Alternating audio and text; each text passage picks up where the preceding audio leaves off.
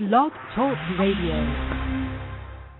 What time is it? WH Radio.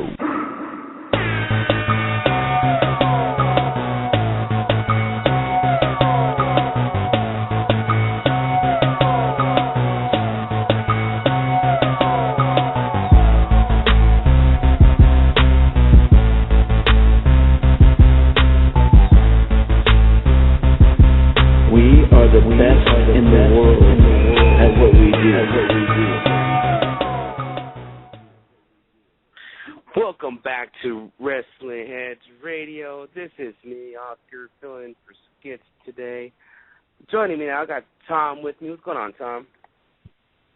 What's going on, Oscar? Not much, man. We're just doing this shit back-to-back days, aren't we? Yeah, back-to-back. We're going to be shooting the shit tonight. Let's do this shit. Why not? Before we really get the show on the road, you guys can always call us up at 760-454-1107. Hopefully it works tonight, not like last night. And or you could tweet us at WrestlingHeads, and any time during the show we will share us your tweets. Today in the show we're going to talk about Evolve. This weekend Evolve has some shows coming up.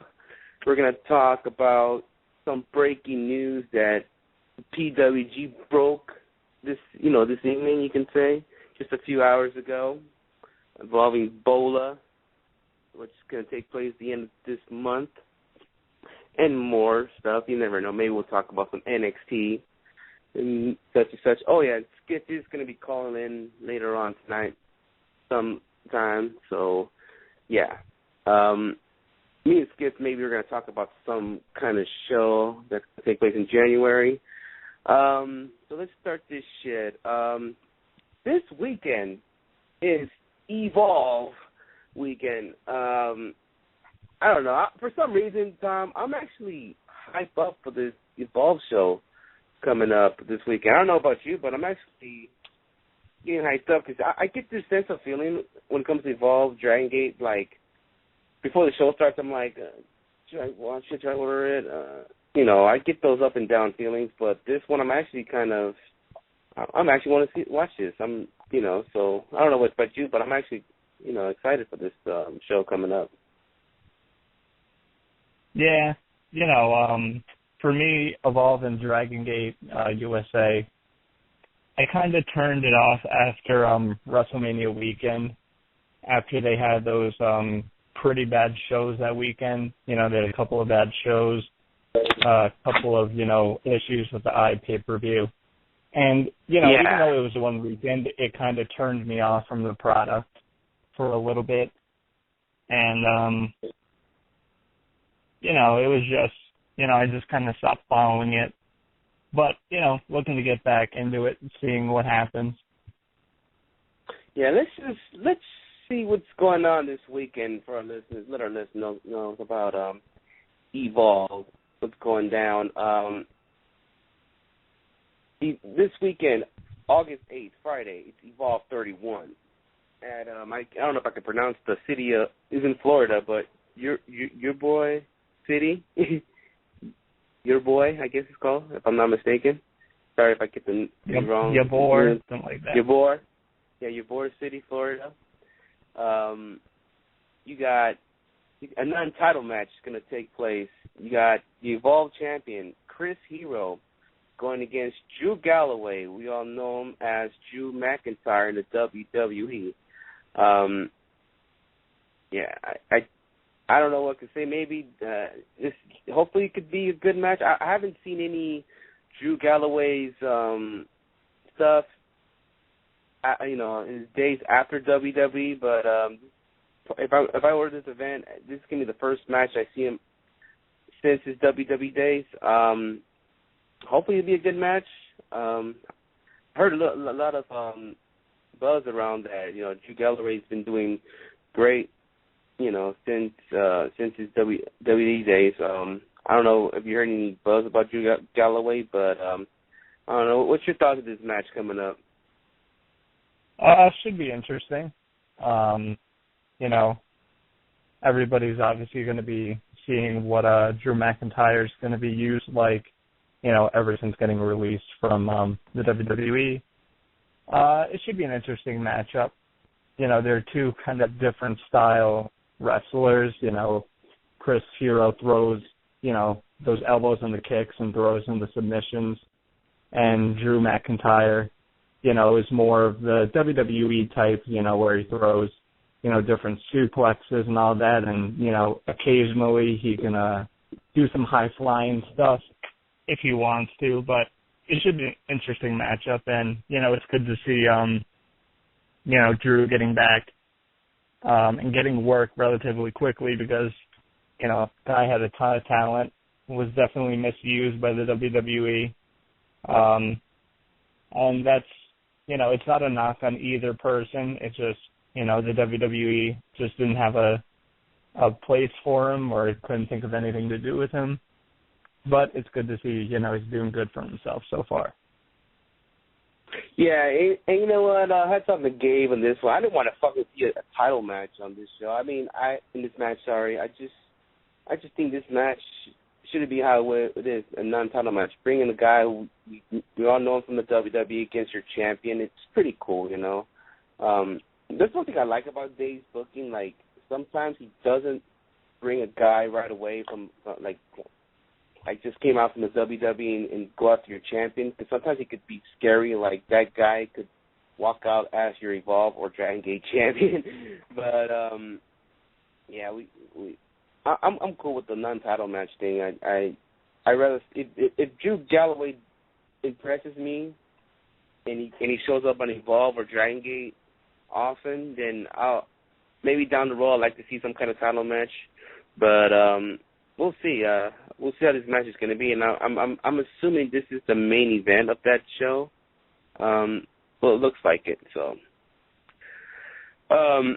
yeah, I'll be looking forward to this.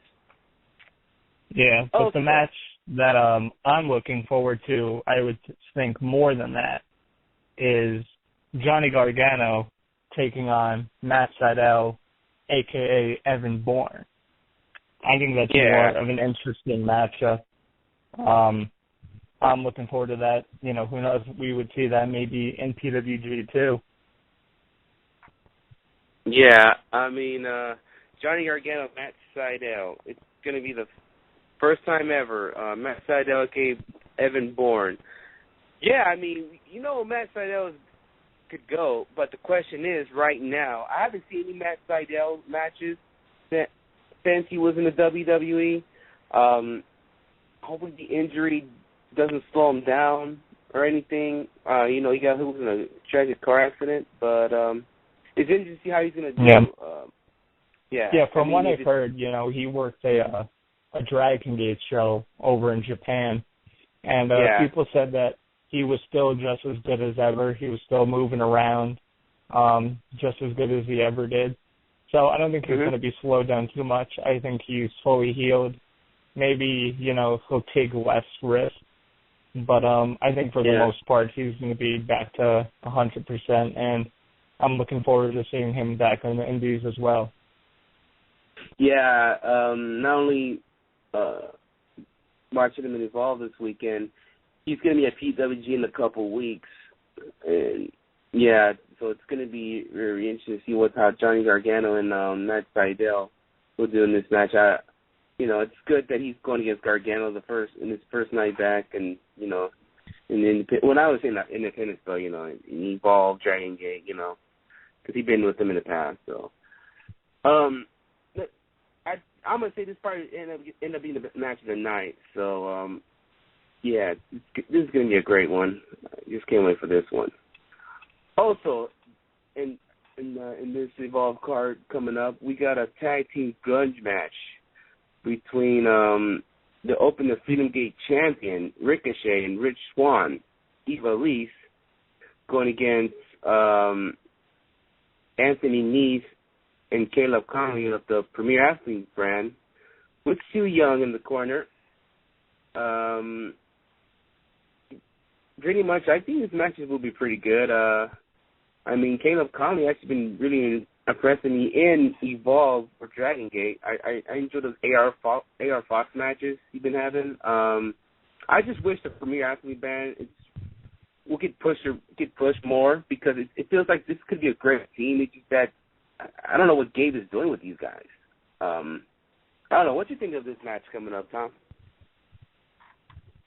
I don't know. It's tough to tell. Just because, you know, I'm more familiar with, you know, Ricochet and Rich Swann going against, you know, guys like AR Fox, ACH, Cedric Alexander, those type of guys. I'm not used to seeing them kind of matched up against the Premier Athlete Brand. I think it should be interesting to see what happens, though. You know, I'm not really a big Anthony Nese fan. You know, maybe it's just from what I've seen in his PWG matches. And I've seen, you know, of course, his Evolve matches, but nothing from Anthony Nese has really impressed me.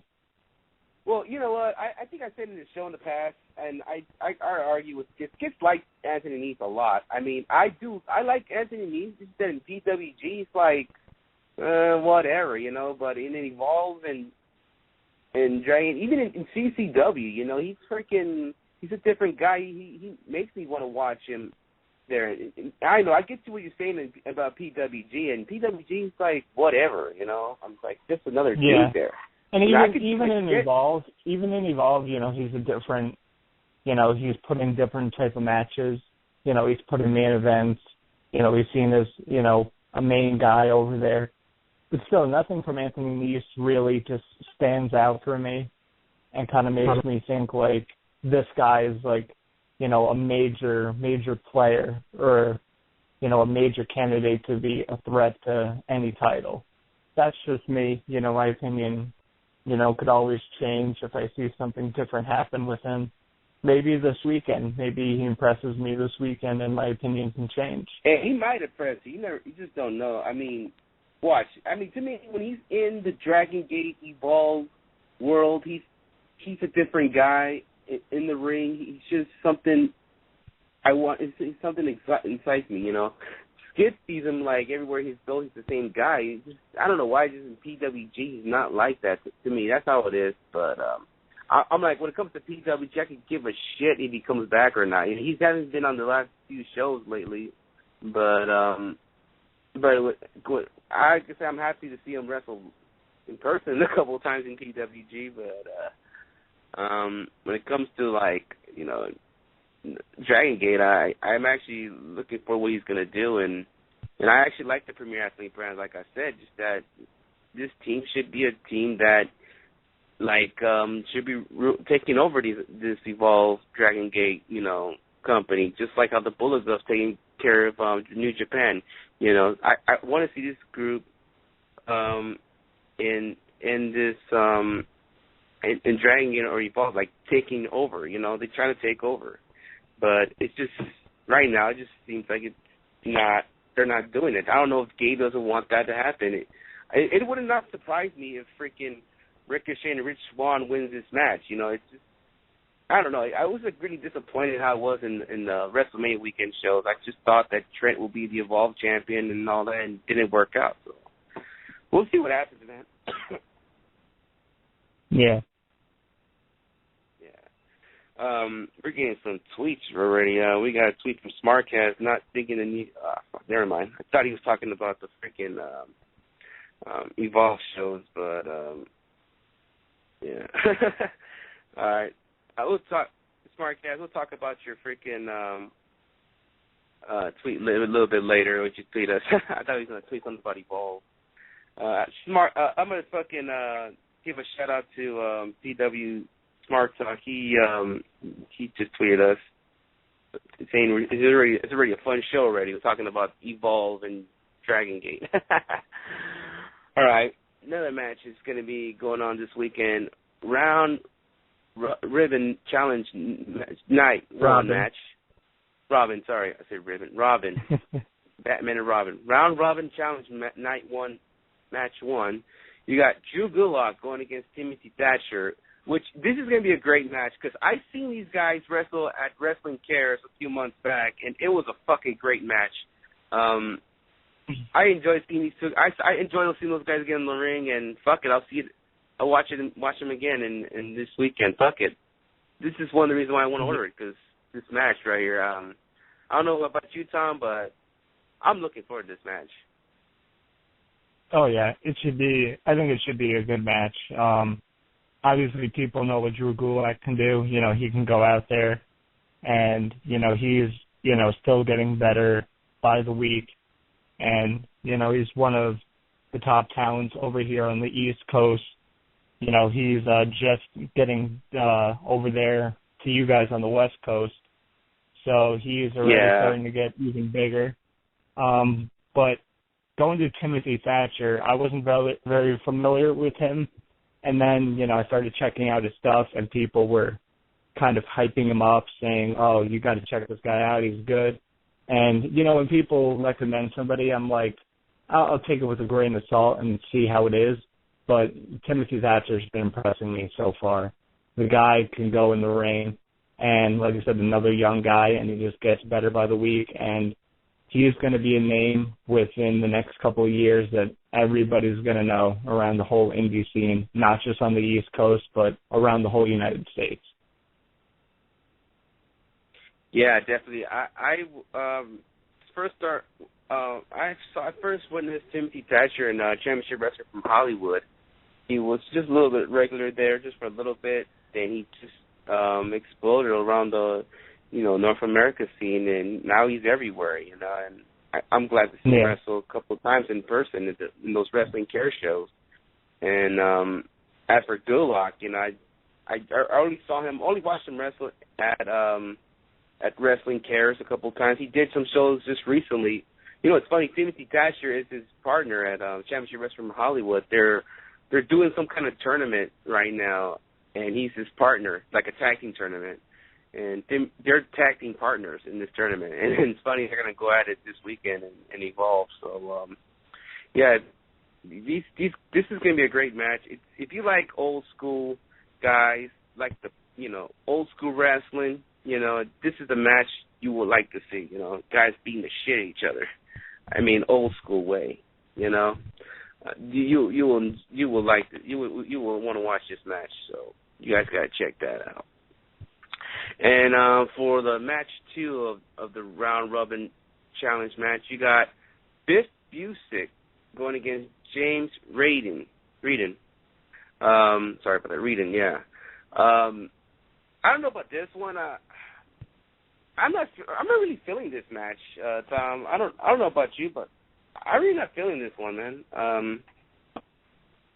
Well, I don't know, Tom. What you think, man?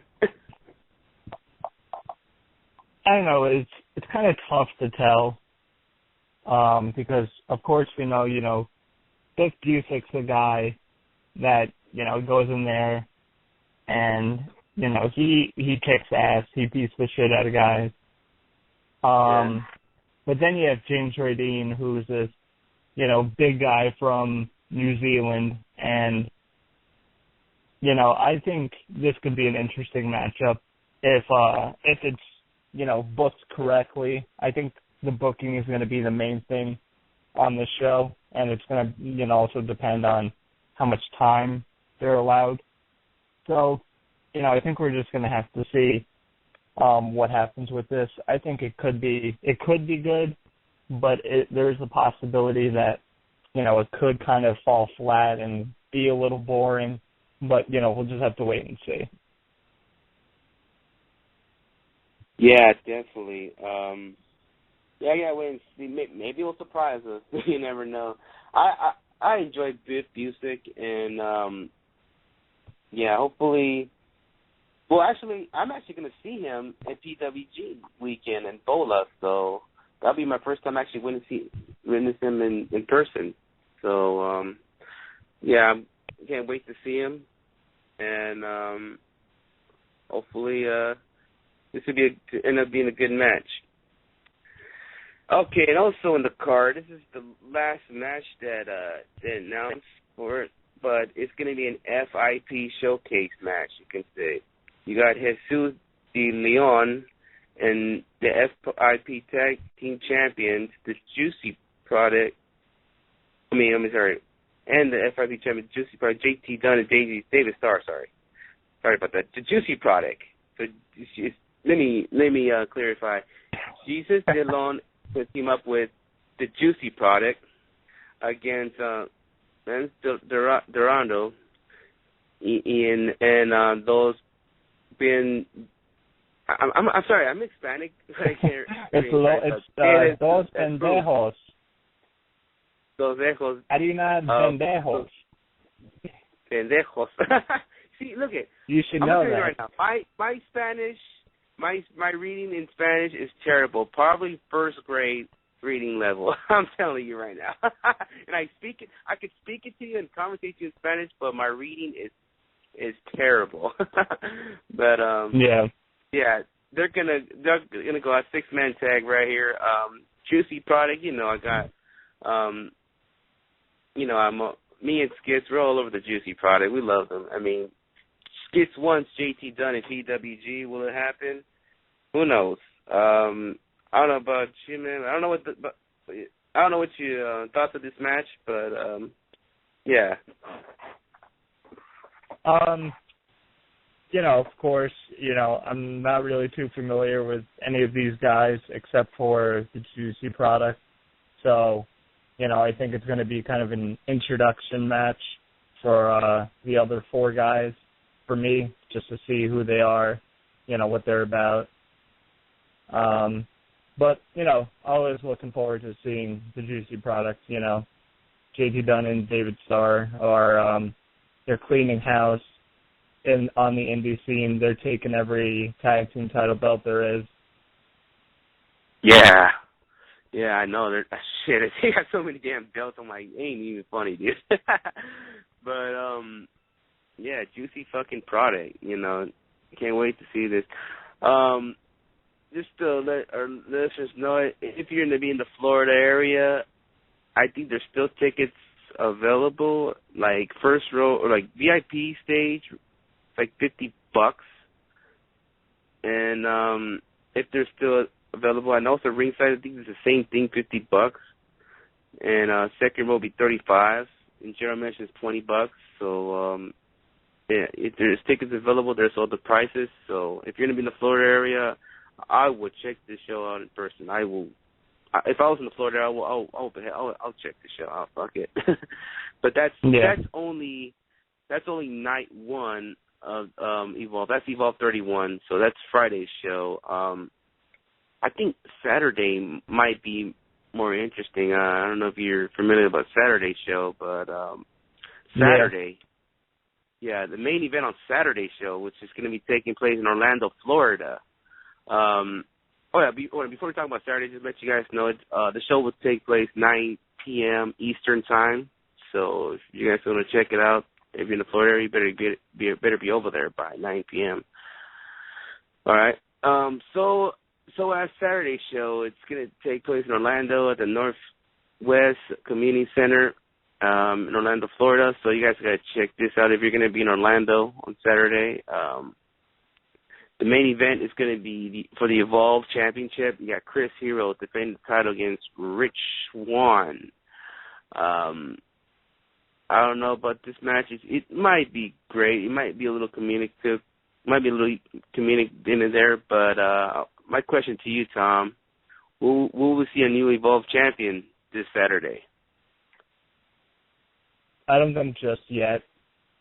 I think this is just kind of solidifying Rich Swann as moving up in Evolve. I don't think he's going to take the title off of Hero quite yet, unless, plans change. Maybe if, Hero decides, he's going to be working less Evolve dates, or maybe if he, somehow gets injured on Evolve 31. Those are the only 2 ways I could see the titles changing hands. But other than that, I see Hero taking the title and keeping it. Yeah, I like Rich Swann, but I don't think he's ready to carry a championship like the Evolve Championship. I'm sorry. I think this match will be great. I just think it's going to be, maybe Hero will have that title for a while. I think him and Gabe has a real great relationship, you know. When Hero got released from the WWE, what was his first show he appeared? It was Dragon Gate USA, right? And yeah, so I don't see Hero losing the title anytime soon. You know, I feel like to right now, I don't feel like Chris Hero should be the champ because he's not really a guarantee he will be in every Evolve show, you know. So look what happened in the last series of Evolve shows they had. He wasn't even involved. So yeah. And they really needed him because he was in the same weekend as those Ring of Honor shows. So who the hell so you want to make the fan decide if you from Ring of Honor and New Japan against Evolve without your champions, who do you think we're going to watch? They're going to watch Ring of Honor. Yeah. So, so I don't know. I don't know. That's to me. I just don't really think he should be the champ right now, but unless he signs some kind of contract, he'll be around every Evolve show. So, oh well. But that's how they run things out there in Dragon Gate Evolve. So, yeah. All right, and another match they're having on Saturday, another dream match that's going down. It's going to be Ricochet going against Matt Sydal, and I am already going to say this is going to be the match of the night. Yeah, I think so too. Yeah. I mean, Matt, if you say he's good to go like he did in Dragon Gate Japan, I mean, this is going to be a great match, him and Ricochet. I mean, so the wrestling, it's like their style is so familiar. I mean, it's like this. It's almost like they're going to be wrestling in a mirror. So it's going to be an interesting match. If you guys like to see high-flying shit, you're going to like you will love it. You will enjoy this match. So, people, pay attention to this match right here, Saturday. Ricochet, Matt Sydal, a.k.a. Evan Bourne. You got to check that shit out. So, keep your eye on that. And another match that's going on, special attraction match. You got Anthony Nese, your boy again, of the Premier Athlete brand, with Su Yung in the corner. We'll take on, once again, Drew Galloway, a.k.a. Drew McIntyre. I don't know what to say about this match. Like I said, I like Anthony Nese in Dragon Gate Evolve. You're not a really big Anthony Nese fan, but I don't know what to say. I mean, I can't really say it's going to suck or it's going to be great. I'm like in the middle, in between. So I don't know. I don't know what your thoughts of this match going up. You know, I think it's going to be interesting. I think maybe these guys could maybe mesh pretty well. You know, because both of them could go in there and throw in some submissions because Nese throws it in once in a while. You know, high fly once in a while. So can Galloway. So it should be, I think this is actually going to be interesting. It definitely intrigues me more when Nese does some one-on-one matches like this, you know. But, you know, just going to have to see, you know, more interested in just seeing, of course, you know, Drew Galloway. But, you know, just going to have to watch and see. Yeah, definitely. Yeah, we got to wait and see about this one. I really don't have that much comment about this match because I'm not going to say it's going to be a great match or anything, but someone's calling in right now, and I think it's Mr. W.H. Skits. What's going on, mate? What up, suckers? What's going on, man? Can y'all hear me? Yes, we can hear you. WH Skits is in the motherfucking building. What is up, Wrestling Heads? I miss y'all, and I miss you two co-hosts. What's going on? Not much, man. Just started talking about some Evolve going on this weekend, man. It's kind of crazy. We're just talking about these two nights right here, and we haven't got to the third night, but just talking about these matches. I want to ask you a question because you're all over Anthony Nese. I was like in the middle of it, like I don't know what to say. We pretty much both are like in the middle. We don't know if it's gonna be a good match or not. But he's gonna go against Drew Galloway, aka Drew McIntyre, on Saturday's show. What's your thoughts of this match coming up? As up, my boy Tony Nese does what he does and put in work. You know what I'm saying? The guy's very talented. Just looking forward to see what Evolve's got planned for us, you know. We know they don't put on shows as much as they should. Yeah, Nese is that dude. I haven't seen him in the California area in a while, so, yeah. Well, we got another caller. Sorry if I didn't answer the question all the way, but... Yeah. I get you, because I know you're all over this guy, Anthony Nese. I know he hasn't been on PWG as of late, so, yeah. Hold on, we got another call in line. 269, area code, you're live on Wrestling Heads Radio. Who's speaking? This is Nick. How's it going? Oh, shit, it's Nick. What's going on, man? I haven't heard from you since Bo Dallas lost his first match. Yeah, whatever, man. Don't even start that trash. Nick was so upset that Bo Dallas lost that he just couldn't call in. But you know what? Nick watched Raw this week, and he saw Bo Dallas get back on that winning streak. He got back on the winning streak, and simply because we believe in Bo Dallas. Yes. Yeah, definitely. Well, right now we're not talking about WWE. We're talking about some Evolve here. Nick, are you gonna watch these Evolve shows coming up this weekend? No, I won't be able to watch, but I am excited for Evolve this weekend for the very first time in a long time. I'm actually excited for Evolve. Yeah, I'm actually excited. Like, I'm actually thinking about ordering all three shows. Oh wow! We were talking about the set. Yeah, I know, but I'm actually thinking about ordering all three shows, and there's some matches I do want to see. Like earlier, we were mentioning about Ricochet against Matt Sydal. It's like it's Ricochet against a mirror, you know, the same.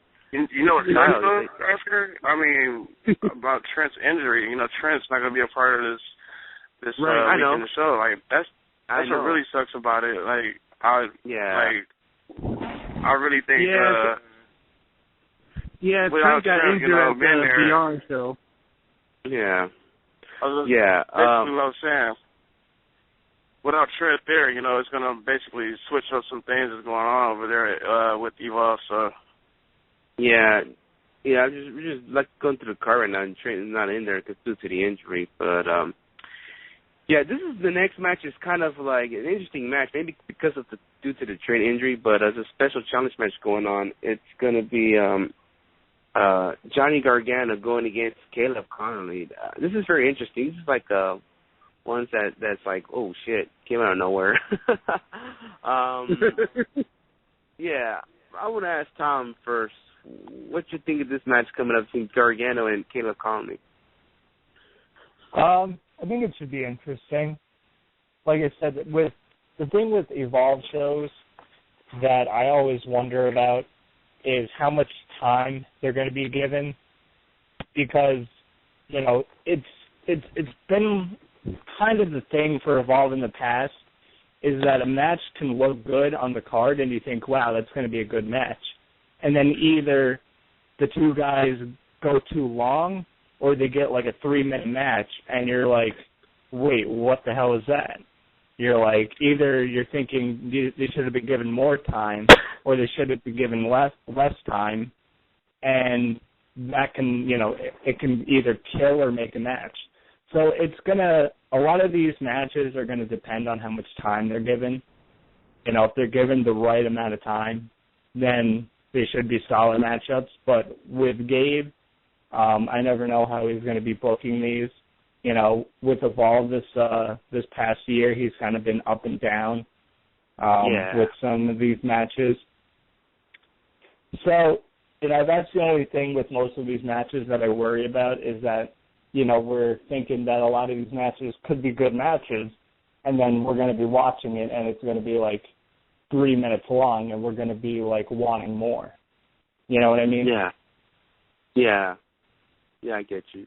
Because to me, 2014, what Gabe done, the good thing he done is giving the open premium title to Ricochet. The bad thing he's been doing so far is Premier Athlete brand. I think they should be bigger than what they are right now. That's my opinion. I mean, one of them should be carrying the Evolve title. Like Trent should be the Evolve champ, but he's not working out right now. So I think he's been doing good. I think Trent's been doing good in Evolve. It's just that he hasn't just like quite connected in Evolve as he has in say like PWG. In PWG, he's loved there. He's put on great matches, with Chuck Taylor. Yeah. A great dynamic there. Trent was, I know we're on Evolve, but Trent was definitely my pick he was one of my top 5 picks for Ebola, but he hurt himself with the big knee injury, which sucks. Hope he has a speedy recovery. Yeah. You know what? I think another reason why Trent's not really connecting with the fans down there at Evolve, maybe because it's the fatigue of being down there in Florida. The fans are so spoiled down there. They say, well, we've seen it all before. He's really not bringing nothing new to the table. That could be it as well. And go back to what you said, Tom. It goes back to how Gabe is going to book the event. Will the matches be given a good enough time? Will the quality and pace of the match be any good? It's just, to me, my biggest problem that I have with the whole World Wrestling Network-wide thing is that they basically just need to close down Dragon Gate USA, close down FIP, and just totally focus on Evolve, which to me has the potential to be a money maker. Yeah, because Dragon USA... Yeah, I think we mentioned that before here. I think we mentioned that a couple times. If we haven't mentioned it on here, we probably mentioned it in our Voxers conversations. Because when's the last time they had a Dragon Gate USA show? WrestleMania weekend. Yeah, they haven't been in contact, with the Dragon Gate guys. And, that sucks because there's a lot of great talent over there in Dragon Gate that, the American fans aren't getting exposed to. And imagine what that would do, for American fans, saying, wow, these guys are coming in from Japan. Like, I want to go see the show just to see, these Japanese wrestlers that possibly maybe one. The funny part of it, the Dragon Gate USA guys is basically Evolve guys, like, in the same thing. It's like, basically, how back in the days it used to be Raw and the SmackDown guys, it's kind of like that, It was kind of like that. The only difference between Dragon and Evolve is like, okay, it's the same guys you see, but they added the Japanese talent in Dragon Gate USA. Evolve, they don't bring in Japanese guys. Just to throw this in, you have to look at the cost. How much will it cost to bring in a guy from Japan over to Dragon Gate USA? And also, in the long term, when you look at Dragon Gate UK over in the United Kingdom, they're using the same guys from Dragon Gate Japan. You're wondering how long that's going to last before the fatigue set in. It's like, well, I'm basically watching the same thing from over in Japan. Yeah, but, look at what the fans, think of the fans, though. Not every fan can watch a talent from Japan, often, It's like well, that's true. That's true. Yeah, look, the same thing with Ring of Honor in Japan. It's not often that Tanahashi Nakamura comes down to the United States. It's very freaking rare. The same thing over there in Japan, coming down here. It's the same shit. It's very rare for them to come down. So if any name comes in there from Japan, comes to the United States, it's like they want to make the fans come to these shows because you never know if this guy ever going to come down to the United States again. Or it might take another 5 years this talent comes to the United States. Who fucking knows, Yeah. Yeah.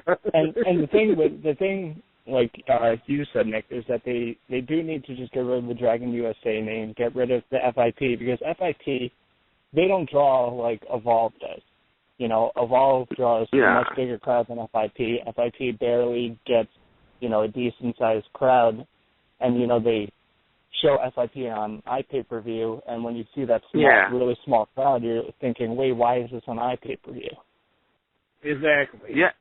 To me, I just, when FIP first started, really starting, getting in the Evolve in Dragon Gate World, whatever, I don't know why in the hell they just brought it up, because it's like, okay, you're making people confused. Like, okay, you got FIP, you got the same talent going around there. Like, what the fuck's going on here? But then again, Oscar, every talent works at every promotion, like we always talk about. Like we mentioned this before. The same guys you see at Dragon Gate are probably the same guys you're going to see at a different promotion. So every promotion, has the same guys. Hold on, Skip. Hold on. It's like you said, the same guys you see at Evolve, you see them at PWG, but the approach and the philosophy is very different. The culture and the feeling is different. The atmosphere is very different. So, you're going to see the same guys, but it's very different. But when you compare Evolve to FIP, what's really different? It's the same guys doing the same thing. It's not being recycled. The only difference is that they added women in these matches. Like you see Eva Elise going against somebody from Shine, and that's the only thing. It's different. And to be quite honest, that's nothing but a showcase match. We're doing a Shine showcase match featuring the Shine Wrestling Champion. It's like whoopee freaking do. I just saw a Shine event last weekend. But see, that's this weekend, with all three of these shows, Evolve 31, 32, and 33, it was very crucial to bring in some new guys. And even though they're, former WWE guys, they're well-known talent. They could still go and create new, interesting matchups for people to say, when people think, Evan Bourne versus Ricochet, everyone's like, holy shit, I want to see that right now. Yeah. Like I said, that's the only thing that worries me is how Gabe is going to book that match, because that's, a dream match. That's a match that everybody would want to see. But are they going to be given enough time? Are they going to be able to showcase everything? Are they going to be able, is Ricochet going to be able to go all out? Because, Ricochet, he goes all over, and, with all these injuries going on, are guys thinking maybe, I should be a little bit more careful? You know what, Tom? He has to, because I'm going to say, hold on. Go ahead, I'm sorry. I was going to say he has to, because if he makes this match like a 10-minute match, they will fucking tweet the shit out of Booking Game and tell him, what the fuck is this shit? He doesn't want that to happen. A 10 or 12-minute match can be good between Ricochet and Evan Bourne if it's booked properly. Because with those guys, if it's a fast-paced 10 or 12-minute match, then it can work perfectly. But if it's if it's a 15, 20-minute match where there's rest holds in between, and it kind of starts off hot and then kind of slows down, and then you're like, all right, come on, just kind of finish it up here. Then that's Oscar? I completely understand where you're coming from, because you don't want it to be too fast-paced and basically become a huge botch fest where they miss each other's moves, and you literally have to take a plastic fork and gouge your eyeballs. Like, this got to stop. I agree. It should be at least 15, 20 minutes long with some rest holds to slow the pace down just a little bit so they won't be too all over the place. I completely agree with you on that. Yeah.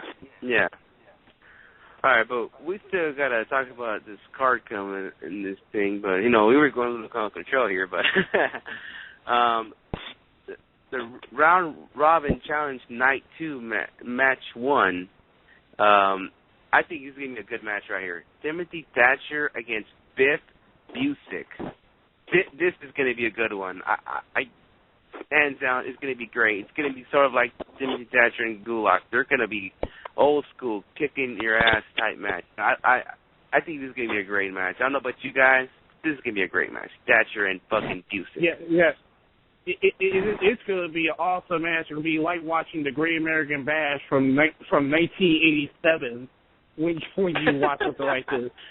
I mean, it could be punchy. It could be yeah, probably so.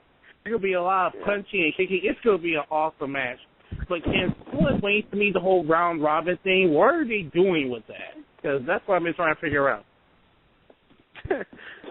That's a good question. I don't even. That's a good question. Has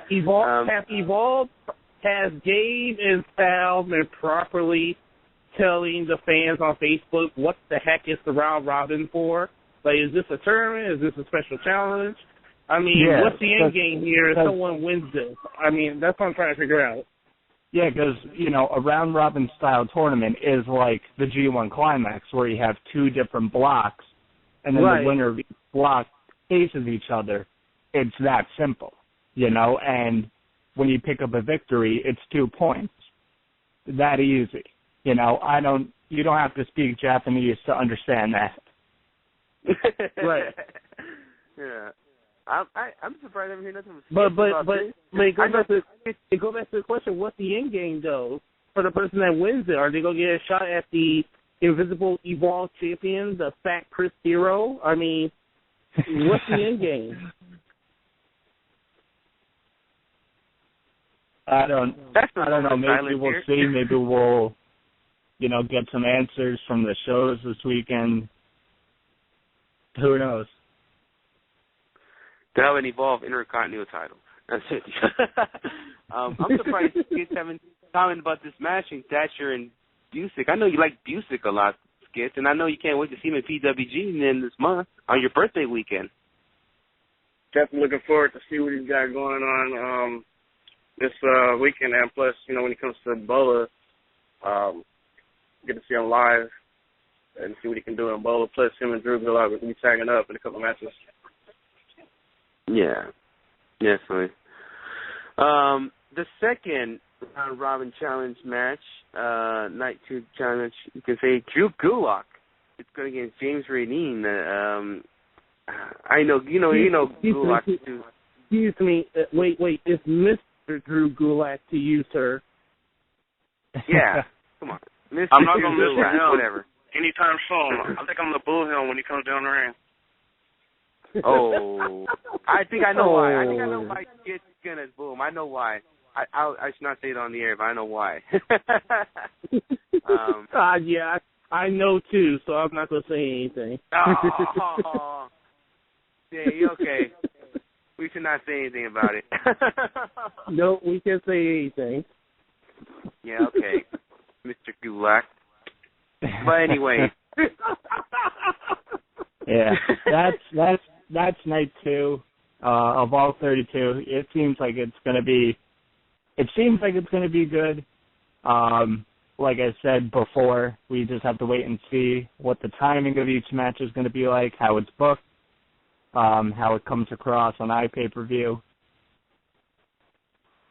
My prediction: Drew Gulak will win this match in 30 seconds. Yeah. Yeah, it's funny. It's funny. I think Smartcast actually tweeted about when we're talking about Chris Hero that he asked the Brock Lesnar to see the symptoms are like he becomes champion. He's not going to show up in all these events. You get it? When he's not going to be showing up like Brock Lesnar. So, yeah. Shout out to Smartcast, by the way. Before talking about night 3, I just wanted to tell listeners, if you're going to be in the Florida area or the Orlando area, if you want to check out the show, if you got your tickets yet, I'll let you know the prices. First row, $40. Second row will be $30. General admission will be $20. So if you're going to be in the Orlando area, just head up to the Northeast Community Center. That's where Evolve 32 is going to be at. And the information I give you if you're going to attend this show. That's going to be on Saturday. So, yeah, check it out. Sunday in Jacksonville, Florida, August 10th. And, yes, it's the home of the Jacksonville Jaguars, by the way. Over there I forgot that. Wait, I forgot that Jacksonville has a football team because a lot of their games get blacked out. Oh. Yeah. Oh. Damn. Yeah, 19. Enough bits in the Jacksonville Jaguars because they ditched themselves plenty. Yeah, 1904 Music Hall and the 19 Northeast Ocean Street in Jacksonville. This is where Evolve 33 is going to take place. One of the matches is going to be is actually titled Evolution's End. It's going to be or Evolution Ends, whatever it's called. Again, it's going to be Rich Swann going against Johnny Gargano. Didn't he just wrestle not long ago recently? Like 2 months ago in Evolve, or the last Evolve series? They did.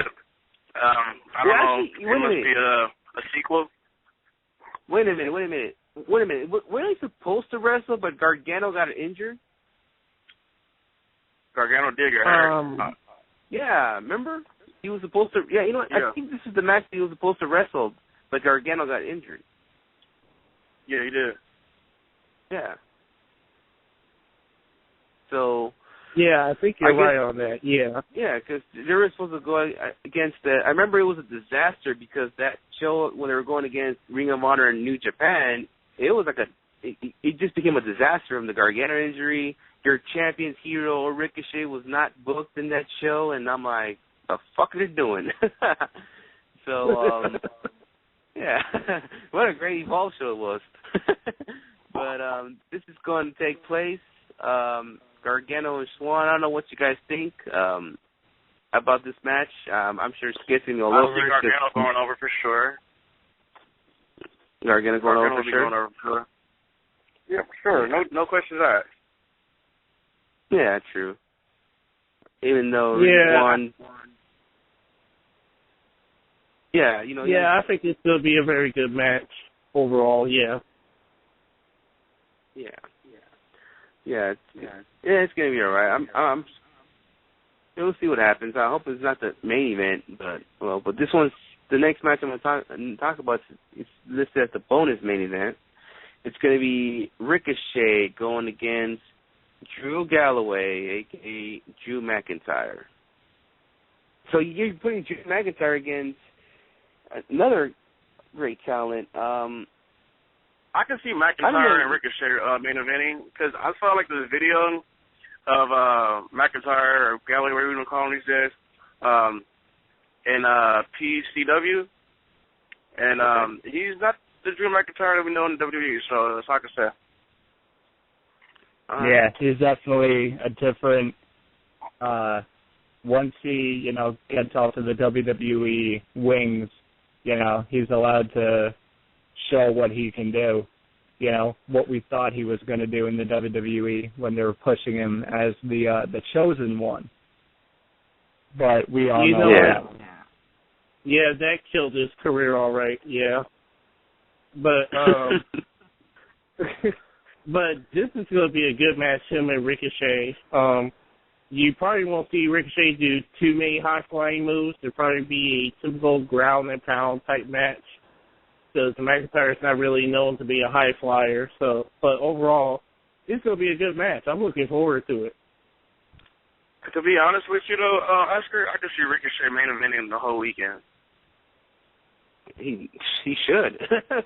I actually not the first night, but the Saturday and Sunday he should freaking main event. Fuck it, might as well.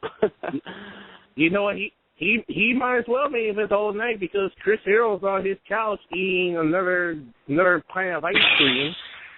Damn. If Chris Hero fat jokes again. God damn. I mean, he's fat. Look at him. He's fat. Well, I can tell you this, though. He is going to be wrestling in this show as well. Shout out to Chris Hero. That's my boy. Me and him, we're definitely hungry. Shout out to Chris Hero. But you know what's up. Yeah. He's an LA Clipper fan for some reason, but Chris Hero. You know what? Well, tell him to go. Well, take him to freaking Planet Fitness for crying out loud. But anyway, I don't know. Chris Hero. I just don't know what is up with Chris Hero.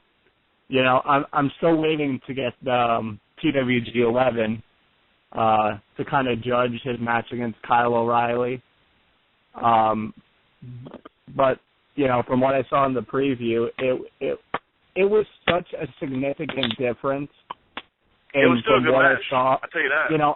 I went back and I I saw the preview for Mystery Vortex 2, and that was at the end of March, and so at the end of July, it was like Chris Hero in 3 months just turned into a different person.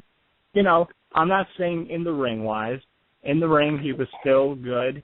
It looked like. I can't judge completely yet. But, you know, when somebody's appearance changes like that for the worse, you're kind of just like scratching your head.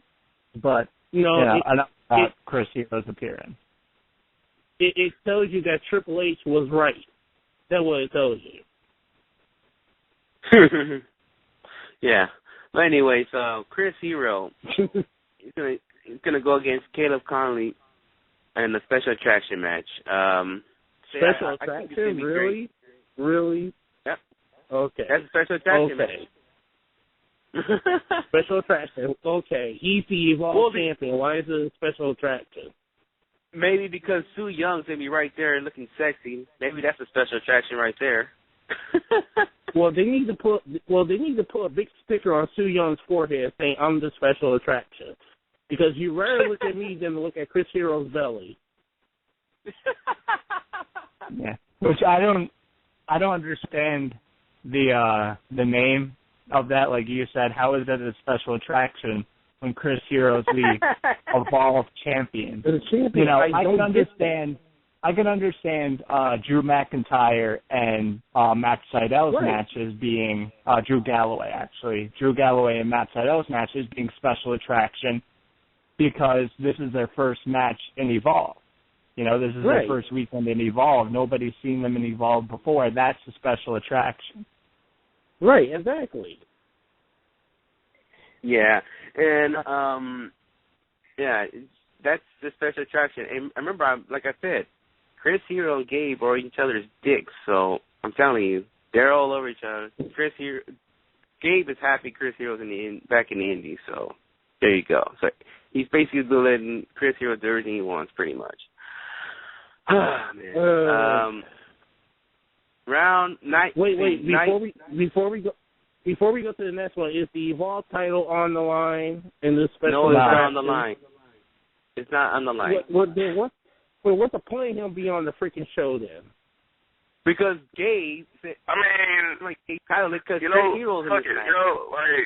It's a match. I mean, it is what it is. I mean, just let it be. Yeah. I mean, Gabe wants to book the match. Let it be booked. I'm kind of. Hey, you know what? I think we need to talk about some Ring of Honor. Hold on. I'm kind of sick of talking about Evolve already. We're almost done here, man. We're almost done. Relax, man. We'll get to some Ring of Honor, but rounding Ring of out. Honor is killing right now. Their booking is ridiculous in a good way. Yeah. Yes. We'll get to that. But rounding out Evolve 33, we got Drew Gulak going up against Biff Busick. We also have Timothy Thatcher going on James Radine, and Anthony Nese taking on Lince Dorado. And out of those three matches, obviously Drew Gulak versus Biff Busick is the best match of those three. You know what? That match should be a special attraction match, and Biff Busick should put Combat Zone title on the line. Yeah. Fuck it. Special attraction, regular match. It's fucking wrestling. Yeah, it's funny. Those guys are actually going at it at CCW, but I'm sorry. Hey, you know what, Nick? I apologize for being rude, but I mean, I'm just sick of Evolve right now. I'm just trying to move on before the show's over. We got plenty of time left, kid. We've still got an hour left of Shit Wednesdays here on Wrestling Heads Radio. Yeah. We're almost done with Evolve. But anyway, that's it for Evolve. Evolve 31, 32, and 33, all happening different parts of Florida. You can order all of those shows live on WWNlive.com. Should be an interesting weekend. We'll see what happens with it, and we'll discuss it some more next week with the results of the show. And we'll see how Chris Hero, if he's a special attraction or not. Yeah. And remember, ladies and gentlemen, you can watch Chris Hero past matches on WWE NXT on the WWE Network for $9.99 a month. Come on. All right. And before we end this ball talk, I just want to say that not only can watch an pay-per-view, if you're going to be in the Jacksonville area, I know you're not going to watch no preseason Jaguar games. You can head down to the 1904 Music Hall and 19 North Ocean Street in Jacksonville, and the prices, the tickets of the shows are the first row $40, second row $25, and $15 for general admission. So if you're planning to attend this show, there you go, the prices, and you should check out some wrestling there, and check out that belly of Chris Hero. Let's get a quick commercial. Can we we're ripping into Chris Hero too much. Yeah, but let's take a little commercial break. I hope the damn thing works this time, and we'll be right back. If we don't get a commercial, Ladies and gentlemen, this is Chris Hero, and you are listening to Wrestling Heads Radio. Four Corners Radio is the home for the best professional wrestling and independent wrestling, discussions and coverage. Billy, Ant, Martin, and Sam bring you three of the best podcasts every week. The Four Corners Raw Roundtable, the Indie Project, and the Saturday Freestyle. Along with the podcast, FourCornersWrestling.com is designed with all wrestling fans in mind. Feature articles, videos, the weekly shows, and much more. Four Corners and Wrestling Heads are teaming up to bring you wrestling's next revolution. Are you ready? Yes, we're ready, and Wrestling Heads Radio Skits is ready to talk about some Ring of Honor. He's been waiting to talk about some Ring of Honor, so I don't know. So, Ring of Honor. Yes, I had to play that. Just before the honor. Whoa! You are jumping way ahead to Death Before Dishonor. Hey, we talking about any Ring of Honor match right now. They got crazy ass matches booked.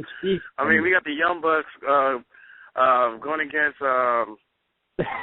Bad Influence once again in Ring of Honor. I mean, we're going to start. You got Kyle O'Reilly going against AJ Styles. I want to say AJ Ellis for some reason because I'm watching the Dodgers. I mean, where do I start? I mean, where do you guys want to start here with this Ring of Honor start? Because you said I'm already jumping. No. Ladies and gentlemen, Death Before Dishonor is going to be happening August 22nd and 23rd, which we could discuss more next week when we also discuss Ring of Honor, Feud of Honor happening at MCU Park in Brooklyn, New York. ACH versus my boy Lethal for the TV title. Yes. So this weekend, let's talk about this weekend's show.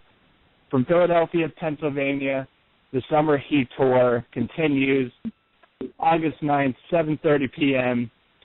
Main event, Unbreakable Michael Elgin taking on Cedric Alexander, who is being poised as the future of the company, as word by It's Wrestling Kevin Steen. Kevin Steen believes Cedric is the future of this company. I don't think we all expect Cedric to win, but I'm expecting a hell of a good match between these two. You know what? I'm expecting a very good match as well, but unfortunately for Cedric Alexander, it's just way too soon for him by giving him a world title match where he basically gets destroyed by Michael Elgin. I don't know about him getting destroyed. I don't think he'll get destroyed. I think they will put up a fight right there. I don't know about destroyed now. No. Is it really too soon? I mean, it looks like they're trying to push him up, with the big dogs instead of him having to go for a TV title or whatnot. It seems like they're trying to skip him by watching Ring of Honor, I mean, you had him go against Roderick Strong, who's Mr. ROH, instead of going against somebody like Jay Lethal. No disrespect to Jay Lethal, but actually jumped, and he went to like the heavyweights, like guys like Elgin is his first challenge, and after that, I'm pretty sure we'll see guys like Cole going against him or whatnot. Like he's taking steps, and pretty sure you see him and maybe Styles go at it. Like Cedric's nice, dude. You know what? It's gonna be a good match, but it'd just be another stepping stone for Michael Elgin. Because I tweeted this out earlier today. I believe Michael Elgin's biggest goal is to defeat every member of the Ring of Honor roster before the end of the year. Yeah. I think it's going to happen. And, the thing with these live events is the thing that Ring of Honor does that I would say makes it more appealing than, say, going to a WWE live event is when you go to a WWE live event, you expect the world title, if it's on the line, and say it's John Cena. Most likely you're either going to get like John Cena versus Kane or like John Cena versus Randy Orton or John Cena teams up with Roman Reigns. That's it. But with, Ring of Honor, they're mixing up their, live events. You're getting Elgin versus Roderick Strong, Elgin versus Cedric Alexander, Elgin versus he already faced Kyle O'Reilly at a live event as Ring of Honor World Champion. So it makes it so that, these people that are going to these live events are like, I got to see Elgin versus Cedric Alexander first, if they have a rematch, a year down the line. So that's, I think, the strong point of putting Cedric in a match like this is because, Philadelphia is a hot wrestling crowd. I'm sure they're gonna pop, pop heavy for Cedric. So I think this is a good main event to have, personally. It's a good main event to have. And I completely understand where you're coming from on that. But a year from now, nobody's gonna remember this match unless you were there live. No, because it's a live event. Not many people remember live events. It's just in some way so fans. Even if you're not going to this live event in Philadelphia, you're seeing this and you're like, man, Cedric Alexander must be good. He's getting a title shot. I'll have to check this out and see, if it's any good. You know what? Yeah, Cedric Alexander will get a title shot. So is Silas Young, like you said. So is Roderick Strong. Even freaking Matt Taven is scheduled to get a world title shot. All these guys are being that's the thing, because I'm sure back in the older days of Ring of Honor when they had live events, they probably had Bryan Danielson taking on a bunch of lower card guys who were working their way up. But not a lot of people would remember that. They only remember pay-per-view matches and big special attraction matches. Yeah. Yeah. But if I was in Philadelphia, I'd want to go to this show. Don't get me wrong. I completely want Cedric to get a title shot. I'm happy for him. His match with Elgin is going to be pretty good. But just the way they've been pushing him is not really standing out right now. But then again, Nick, Ring of Honor is pushing everybody to wrestle Michael Elgin. It looks like they're done with Adam Cole and Elgin. I'm pretty sure nobody wants to say that no more. So it looks like they're trying to give him more challengers. We already had Roderick Strong wrestle him, and now they're giving him guys like Cedric. I think what they're doing with Adam Cole is kind of just like not taking him out for a little bit, but they're gonna, title picture. Yeah, I think they're kind of putting him under the radar. Obviously, we're going to see Adam Cole get another Ring of Honor title match. He's about to go to Japan too, so. Yeah, but when Adam Cole gets that, he is getting a shot next week at Field of Honor, but it's in a Fatal 4-Way match. But there's no doubt in my mind we'll see another Michael Elgin, Adam Cole one-on-one match for the Ring of Honor World title. But what else matches do we have for the Philly show this weekend? There's actually 2 tag matches going on, and one of them I'm actually more excited to see because one of them I already saw in person twice, but the one I really want to see. It is what it is. And guess what? That match is going to be booked again in California. I mean, it's like what it used to be back in the days. You know, rivals keep going. Rivals keep going on. You know, like, if you look back in it, like, just like the other day, I was watching, like, the CM Punk little DVD thing or whatnot, and, like, him and Chris Hero, like, they had matches all around the world. Like, once they have that one hot match in the city, everybody's going to want to book that match in the city. So that's basically what they're doing is, you know, keep booking that match in different promotions or whatnot. So, I mean, it's right for the Ring of Honor fans to see it, and then it's going to be in Gorilla, you know, the Gorilla fans are going to get to see it. It's just for the promotions to see it. Or whatever, you know. Maybe one night you didn't catch a match, you say, hey, let me go to PWG since I didn't catch it in San Diego. You know what I mean? Yeah. And, but you know, but you know the style in PWG is very different from the style in Ring of Honor, so the styles can be completely different. Yeah. Yeah, well, I get that. I definitely get the whole style. I get the whole different styles, but what I'm saying is it's for the fans because every fan can't catch that match. So it's good that they keep going on with this match. You know, maybe people want to see it in person instead of watching it over DVDs. Yeah, and that match that Skitz is talking about, hold on, for our listeners, the match that Skitz is talking about is the first time in Ring of Honor this is going to happen, the Young Bucks going against the Bad Influence. That's going to be taking place in Philadelphia. So I will tell you, if you're anybody listening that's going to that show in Philadelphia, I'll let you know. I've seen these guys go at it twice in in-house hardcore. Yeah, just you're gonna enjoy this match. So get ready. Get ready. Ladies and gentlemen, let me tell you right now, you better go to Philadelphia and watch the Young Bucks taking on Bad Influence because the Bucks are WWE down. It's the match of the night, hands down. Any like for the last couple of PWG shows matches that I've seen, like they have match of the night. Besides a fucking Kyle O'Reilly match. So besides Kyle O'Reilly matches, the Young Bucks are definitely like those are the two best matches of the night at PWG in my opinion. And so the Young Bucks are definitely worth watching.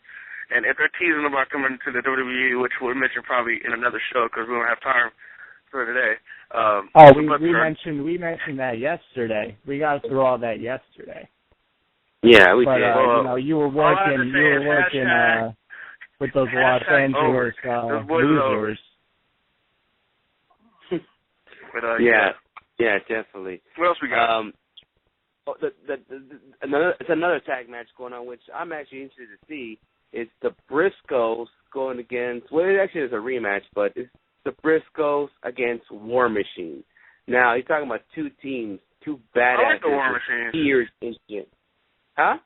I like the War Machine. It's because their tag team is different, you know what I mean? Yeah. It's something that you wouldn't, you know, expect in Ring of Honor, you know what I mean? Yeah. So this is going to be a great one. I mean, it is going to be a great one. I mean, you got two teams, two badasses walking around and shit. Likes to kick your It's like a brawl. ass. It's going to be a brawl. It will be. You know, I remember when the Briscoes was going to go against Anderson and Doc at World of Worlds. I knew it was going to be a brawl. So this is going to be the same thing. So it is going to be a straight-out war, you can say. Also, another match is going to happen, and I'm going to say the streak is going to end. Moose against R.D. Evans. So there you go. Streak ends this weekend. Are you really fucking going crazy over Moose? You know why? Hold on. Moose, the former Graham for one season. So that's what's going to happen. That's why. Come on, bro. Hold on. I mean, what was the you match going again? nuts over Moose is like somebody going nuts over Ryback, bro. Come on, huh? Or fucking Goldberg. What? No. Moose has no skills. No skills, bro. No love over here. Listen. Over the past couple months, we've seen The Undertaker's streak broken. And then last week, we saw Bo Dallas' streak broken. Who's that? But Bull crap. I am, the streak is being intact. It's going to stay alive. I think even though, it's Moose, one of Moose's first matches. It's not technically his first match, but one of his first few matches here in Ring of Honor. I think Artie Evans somehow gets the victory, achieved victory. And because you know what? The fans are loving the streak there. The fans are loving Artie Evans. I don't care what Ring of Honor is trying to do with Moose. The fans are loving the streak and Artie Evans. Artie Evans, I think Artie Evans is going to go ahead and somehow get the win, and they're going to keep this shit going, the little story going on. And Veda Scott's fine ass is going to cut a promo with her beautiful ass. I really don't care for the match to really comment on it, but Veda Scott is all I want to see. I think you need something like this on a live event because, you're having all these matches. You have the Briscoes and War Machine brawl type match, Young Bucks, Bad Influence, high flying match. And of course, Elgin and Cedric match. You need some comedic relief. And because if you just have straight wrestling matches, you do get a little bit bored. But when you have something like this, you're excited, you're laughing, and then once the streak stays alive, you're pumped up. Sad part about it is, Tom, my boy ACH is not going to win the title as much as I want him to win. Maybe maybe they'll book it at Destiny for your signer or something. Hopefully, okay.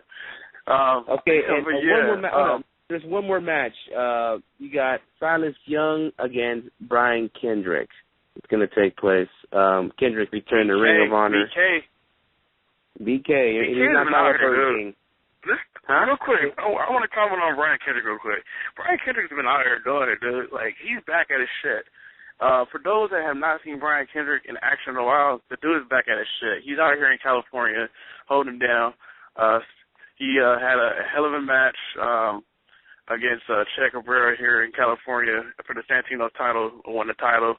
And then the next night had a decent match with Frankie Kazarian. He's definitely back at his stuff. I kind of felt bad for him and Kazarian when I saw that they were being put after intermission and after it was Steam's last match in PWG against Trevor Lee. I kind of felt bad. Yeah, but he's back at his stuff though. I would like to comment on something different regarding this Ring of Honor show. It's kind of having to do with something. I don't know how familiar you guys are with Truth Martini, manager of Jay Lethal, was managing Matt Taven. If you go on Ring of Honor's YouTube page, youtube.com/ROH Wrestling, Truth Martini cut a promo today, almost about 5 minutes, and it just shows that he is such a great heel manager. You watch that promo, and he brings you into that promo, and toward the end of it, there's so much fire and so much anger toward ACH. It's just some great stuff. Truth Martini doesn't get enough credit for being a great heel manager. Truth is cool. But when I think about heel managers, I think of one person, and his DVD is out today, Paul Heyman. Well, you can't compare Truth Martini to Paul Heyman. Paul Heyman has his own wrestling company. I think about. Yeah, but you can't compare Truth Martini, who worked on an independent wrestling company, compared to Paul Heyman, who not only owned his own wrestling company, but has been in the WWE for a number of years. You can't compare the two. Well, I was going to say, let's not forget where Paul Heyman came from, ECW, and ECW was an independent company, so... But yeah, but it was on a way bigger level than Ring of Honor. ECW was, giving so much notoriety. I'm not saying, Ring of Honor is not a big company. Truth is definitely a great manager, though. You have to remember before ECW, Paul Heyman was the manager for WCW back in the early 90s, the late 80s as well. He was an awesome manager, an awesome talker. And you can't compare Paul Heyman to Truth Martini. I mean, Paul Heyman's on a whole different stratosphere from what I'm not comparing them. I was just saying that when I think about heel managers, I think about Paul Heyman. He said, he mentioned about heel managers, so I mentioned when I think about heel managers, I think about Paul Heyman. He never said, indie or whatever, so I was just throwing my 2 cents out there. I was just pointing out Truth Martini's, his work that he does on the mic, and he's been doing it a number of years for Ring of Honor.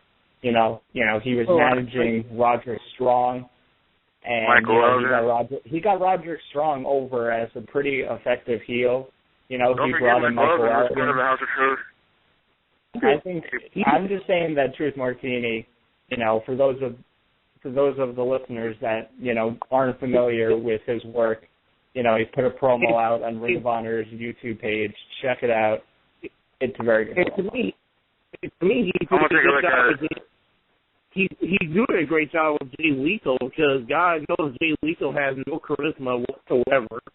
So Truth Martini is doing a great job with Jay Lethal. And I think Jay Lethal, honestly, I think if they give Jay Lethal like a chance, I mean, not judging Lethal off that one promo what he did with Ric Flair, but I think he can do his own promos if they really gave him a chance.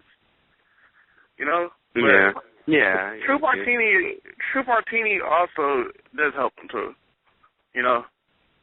Yeah. If Jay Lethal would turn heel on his own with no manager, it would have been god awful. It would be terrible. I can't do it. I can barely hear you. Hey, Nick, you're kind of breaking up, Nick. Hey, Nick, you're kind of breaking up. Oh, sorry.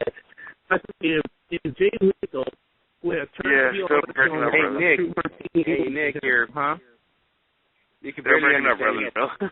You're kind of breaking up, man. Can you hear me? Maybe call back. Maybe you have to call back. All right. But yeah, we'll put him on special attraction, Chris Hero type caller. Yeah. Yeah, definitely.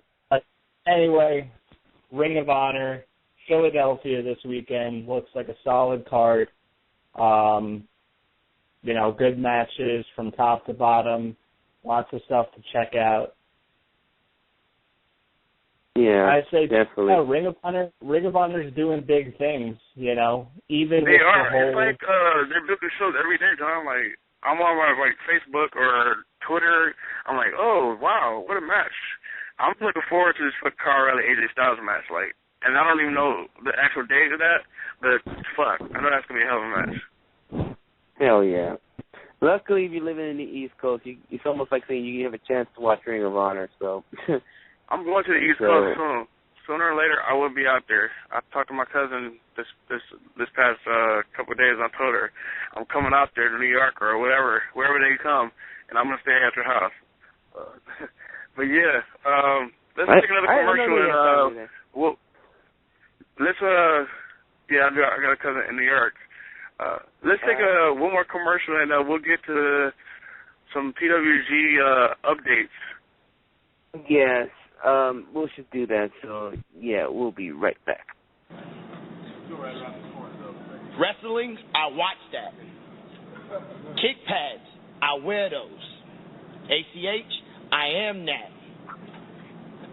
Wrestling heads, I listen to that. Oh, that's what you're supposed to do. All right. Yo, welcome to WH Radio. Today's show is brought to you by the good people down at WrestlingRambles.com. For the latest in wrestling news, in-depth blog, and hot topic discussion, hit up WrestlingRambles.com. Remember, it's not just any ramble, but a Wrestling Rambles. WrestlingRambles.com. And also special thanks to Ring Rust Radio and SLTDWrestling.com. Thank you for listening.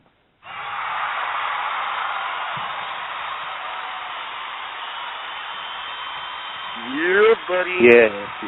WH Radio, people. Yeah, hashtag real quick, though, I know we don't have a commercial for the boys over there at Weekly Wrestling Podcast. Check the boys out. Make sure y'all follow them. Shout out to Matt and his team. They're out there doing big things in Canada. Yeah. So yeah, Yeah. check them I out. also shout out the guys from Wizard Podcast. Those guys are fucking cool too. So. Yeah, shout out to the Shiny Wizards podcast. Yeah. Yeah, we had also someone on big hold for, shout out to Indie Power Rankings. And yeah, definitely. Indie Power Rankings, another affiliate of ours too. Shout out to them. Yeah. Yeah, Indie Power Rankings always keeping up with all the indies from across the United States and Canada once in a while, whenever there's something big going on up there. Yeah. Check those guys out. Follow them on Twitter.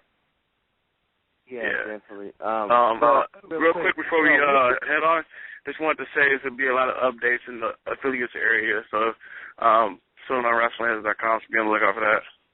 So you'll see some new logos up there. So and also we had someone on hold for a while, so I'm gonna put this person on. 865 area code 11 Wrestling Heads Radio. Dude, I've been totally listening to you on stereo, and it's been fantastic. It's SmartCast.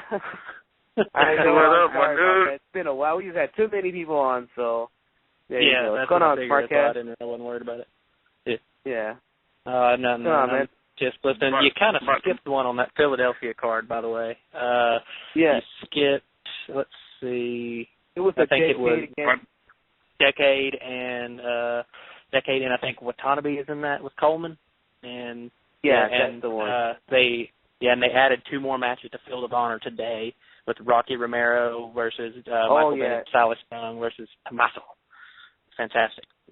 Yep, and Ring of Honor also announced today they're going to be back on iPay-per-view September 6th, Toronto, Ontario, Canada, with All-Star Extravaganza. That one's and the Kyle O'Reilly AJ Styles match is August 22nd, by the way, for Death Before Dishonor. Yeah, I forgot to mention Tommaso Ciampa is going to get that title shot too against Elgin. It's a lot of shit, but they happen in Ring of Honor. Ring of Honor, whoever's booking right now, you're a fucking genius. It's almost too much. Yeah. But next week we'll get into more of Field of Honor happening next week in Brooklyn, New York, and we'll also talk some more Death Before Dishonor, as there's probably going to be some more matches announced. Definitely next week on Shoot the Shit, we'll be talking more Ring of fucking Honor. How was some Pro Wrestling Guerrilla fucking updates today, though? Yeah, I mean, wow. A little bit. We should get to that. I kind of want to shoot the shit real quick. You guys mind if I shoot the shit on my beautiful wife, Candice LeRae, taking, I'm not sure whose spot it is. It doesn't matter because both guys are injured. But she's now on Bola. I love you, Candice, but I just don't think Candice needs to be in Bola. I really think that spot maybe belongs to somebody else, like one of the guys. Maybe somebody like a JT Dunn.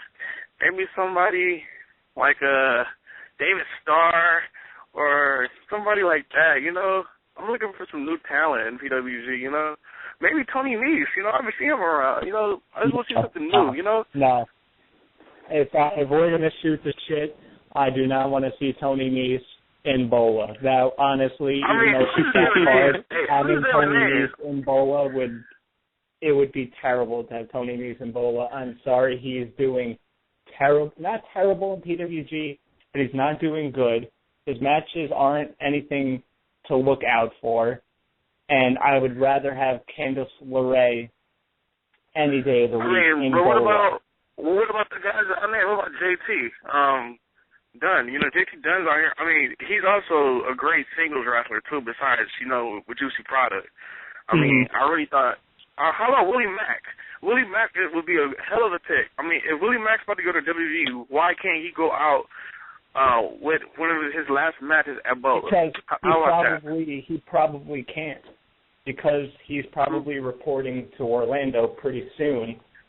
And by the time Bola comes, from what I'm hearing, it's not into after September. From what I'm hearing, from like different sources. First of all, he's probably going to have to do medical tests, you know, physical tests. So that takes up some time. And one of the reasons why I said that, Tom, because if Willie Mack was able to do Battle Los Angeles, he would be put in there. There's a reason he's not. Let me ask you this, Tom. well, how come he's able to win the Red Carpet Rumble, which is basically a big event in Championship Wrestling Hollywood? If he's able to do that, why he's not able to be in Pro Wrestling Guerrillas bowling? Well, when was the Red Carpet Rumble?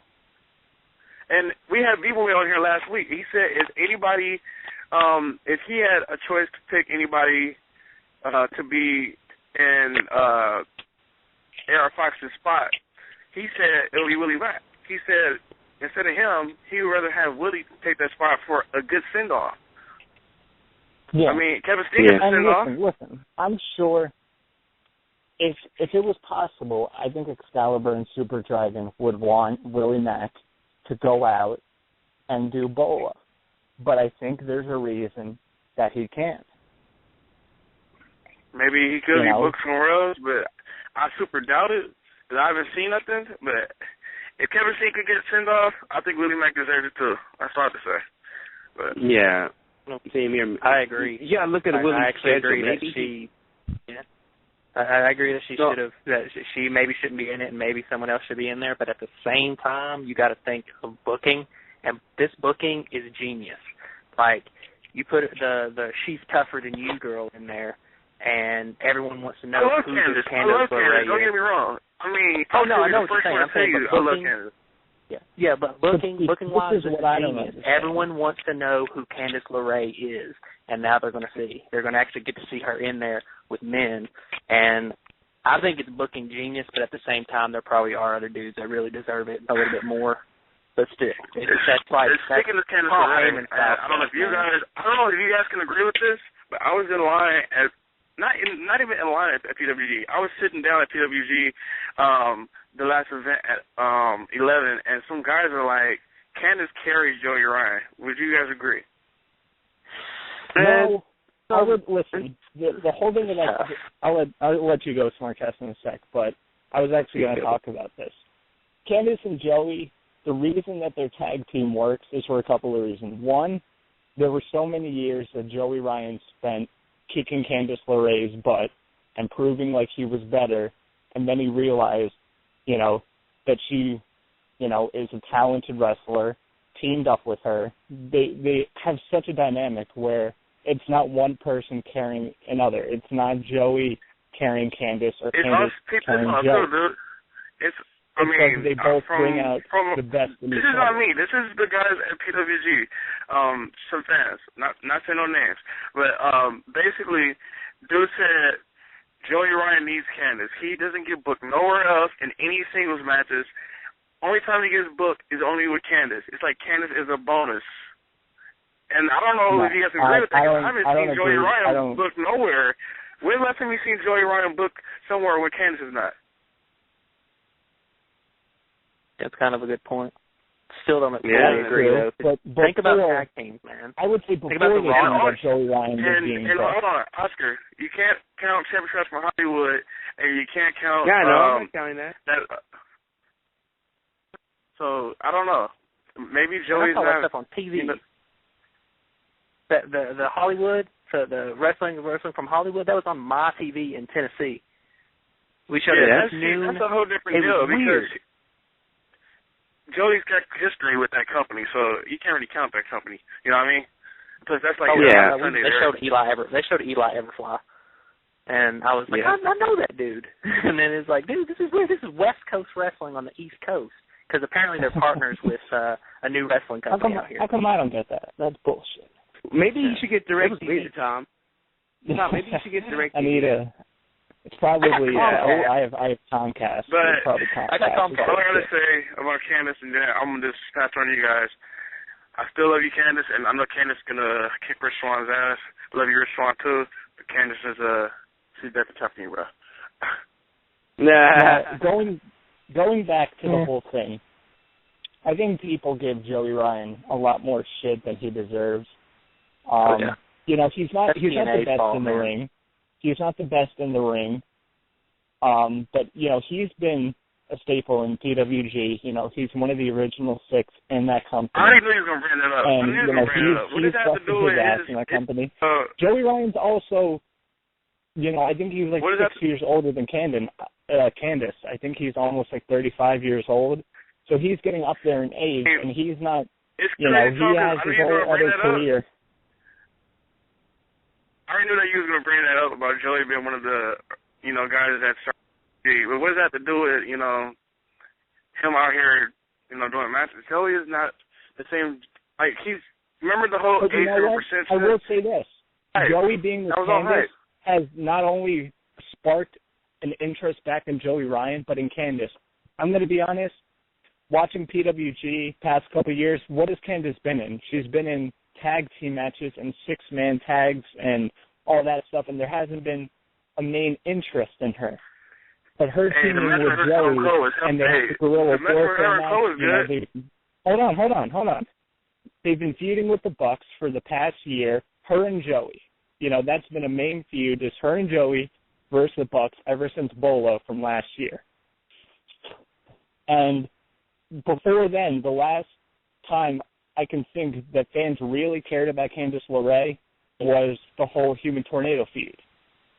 Ever since the Human Tornado feud, up until Candice and Joey, people said, oh, it's Candice LeRae.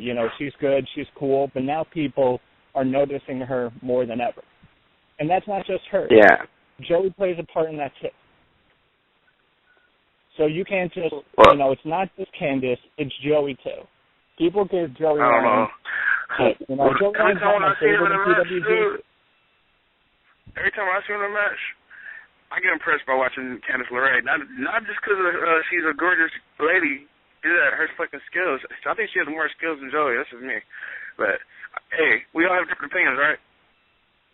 Yeah. Well, then would you say that Bucks help make her? It's just people give Joey Ryan way too much shit. I mean, what is good about Joey Ryan? Just because Joey Ryan isn't booked as much as Candice LeRae. He has not changed it up. Yeah, and but going back to one again? of your other points that you had before is you said Candice LeRae is booked more than Joey Ryan.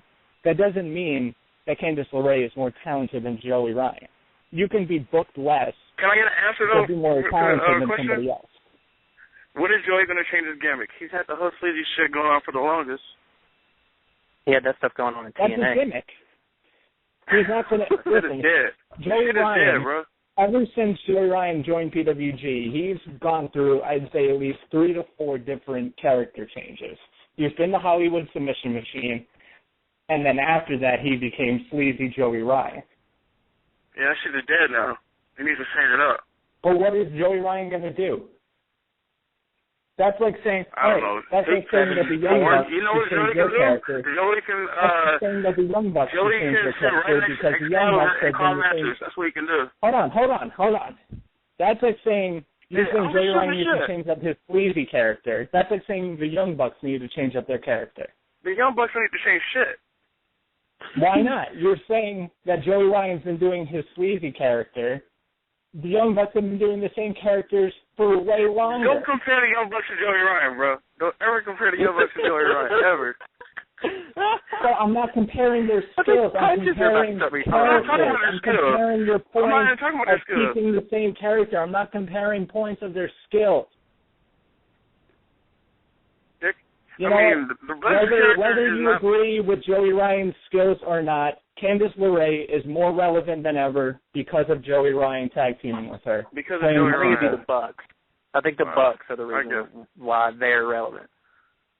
I don't know about... The Bucks make everybody relevant because they're just so over. They're so over that they could make Jericho more over. You know what's funny about Candice and Joey? The Bucks can make me relevant. Yeah, that's probably super kick you on the PWG show. That will make you relevant. But you know what's funny about Joey and Candice? It's funny that I just really noticed that. Remember earlier when we were talking about Juicy Product, me and Tom. I think it was just me and you before Skids come on. That you know how those guys have like a lot of championship belts. Same with Joey and Candice. They got fucking the PWG tag belts. They got the fucking. Let me have 3 titles. Spirit. They got a lot of tag belts. Let me have 3 titles. What we do? Yep, they probably end up getting more, so don't be surprised. For what? But anyways, you guys going crazy on Candice and Joey, but another name that's been announced that's going to be in PWG, which is going to be replacing Trent, I believe. Actually, not Trent. AR Fox. I'm sorry. He's replacing AR Fox. And he's making his PWG debut, and we had him on the show a few weeks ago. Now we can all agree on something. Now we can agree on something. Bobby fucking Fish. Yeah. About fucking time. About fucking time. And let me ask you guys a question. Wouldn't this be sweet if him and Kyle O'Reilly meet in bowling? It depends how they set up the tournament, but I would love to see him and Kyle O'Reilly get it on, though. I'm happy they're splitting them up every now and then. I'm happy they're splitting Red Dragon up every now and then. Kyle O'Reilly with Styles. I think his first is going to be Brian Cage, I guess, and PWG. But splitting them up, I'm glad to see that because it shows that they can work together individually and they don't have to be a unit again. I like that. I love it when they do that with tag teams. Yeah. I mean, the thing is, go ahead, Tom. I was going to say, people have been talking about wanting Bobby Fish in PWG because, not only his in-ring skills, but, Bobby Fish is just tremendous on the mic. I'm sure people in Reseda are either going to love him or they're just going to hate him like crazy. But I got to say, it's bad luck for Bobby Fish that his first match in PWG is going to be against Brian Cage. That's one of the last people I'd want to face in PWG as my first match. Same here. Yeah, and he's coming back from an injury too, Brian Cage. So see what happens. But like I said, if we're gonna see a Kyle O'Reilly and Bobby Fish bowling match, it depends how they set up the tournament and see what happens. I think it would be nice. It would be nice to see two guys that are tag team partners meet in a whole different promotion going one-on-one, and Excalibur and whoever call a match, That would be awesome. Another thing, this just barely popped out of my head. You don't think maybe they brought in Bobby Fish in just in case the Bucks are going to WWE? Let's just say they do go to WWE. Who can fill that spot? Kyle O'Reilly's your PWG champ, so I know, but what if say they want to have him drop the title, say sometime next year, 2015?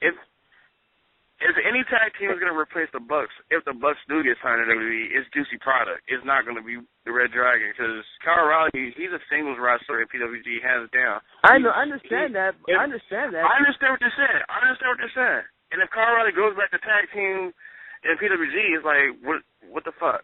All the fans are going to say, what the fuck? I'm saying, what the fuck to your question, honestly. But, I'm saying, what the fuck you answered? The Juicy Product, I'm like, okay, they're going to be already taking their spot. Do you think the crowd will be on Juicy Product already? Trust me. The Juicy Product, their name is out there. I mean, remember when fucking Trevor Lee made his debut, people already knew who he was?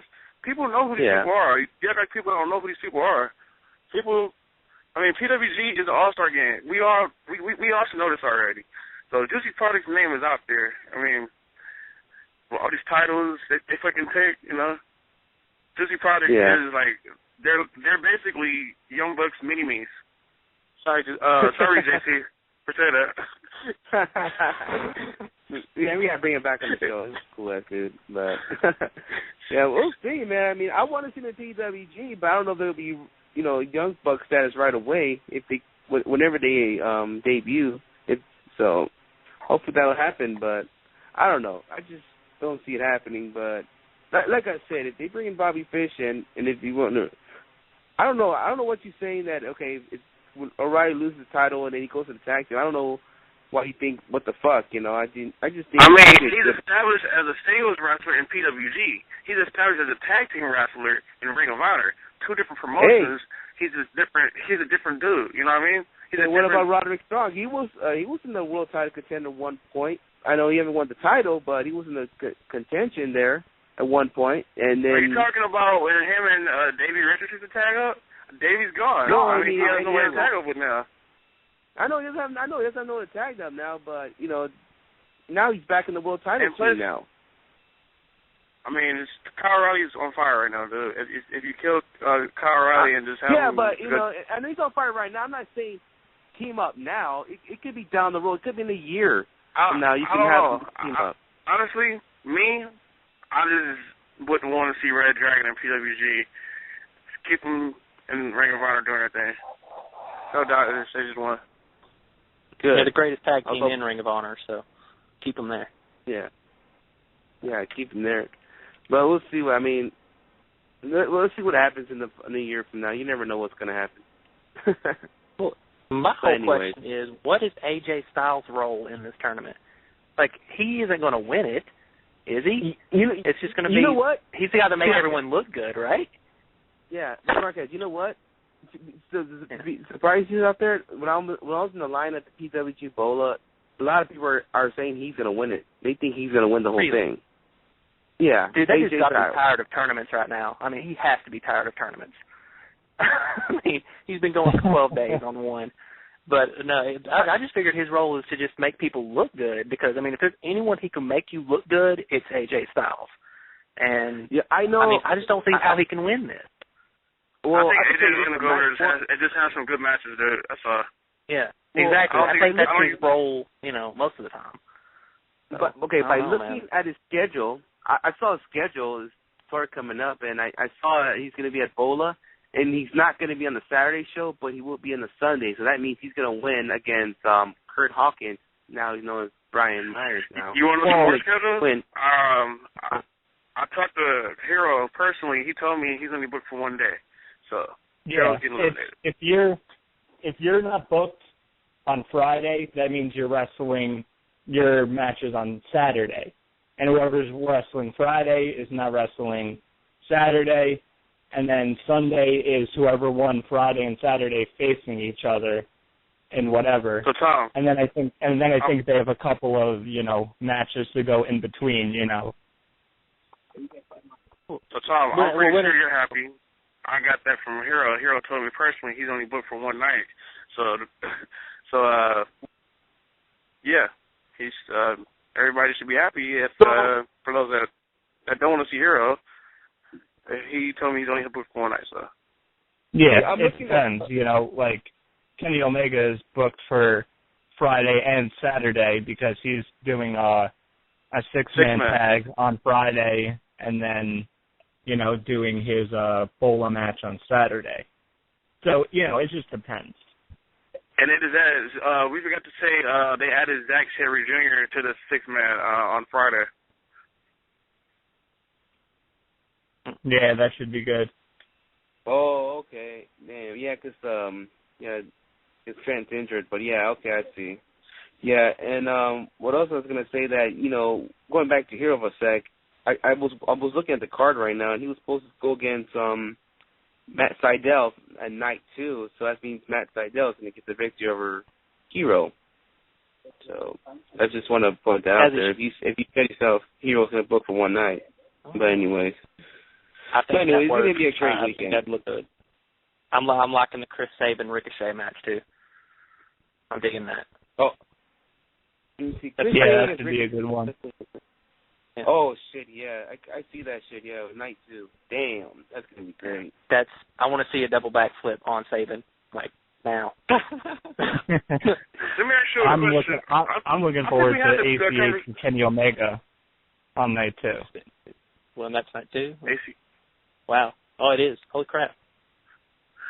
I was gonna ask my boy Smart Talk a question, but I think I already asked him last week.